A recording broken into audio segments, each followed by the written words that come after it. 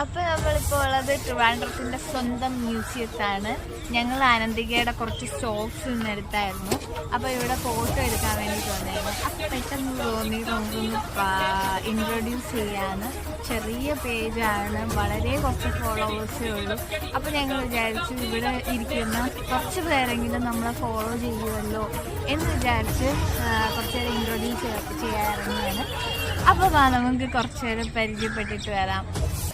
ഞങ്ങൾ 2 best friends ചേർന്ന് തുടങ്ങിയ ഓൺലൈൻ ഷോപ്പാണ് ആനന്ദിക ജ്വൽസ് എന്ന് പറയുന്നത്.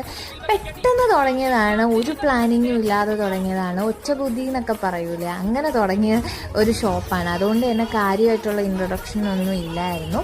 അപ്പോൾ ഇതിന് ഒരു ഇൻട്രൊഡക്ഷനായിട്ട് എടുക്കുക. ഞങ്ങളിപ്പോൾ ഉള്ളത് മ്യൂസിയത്താണ്.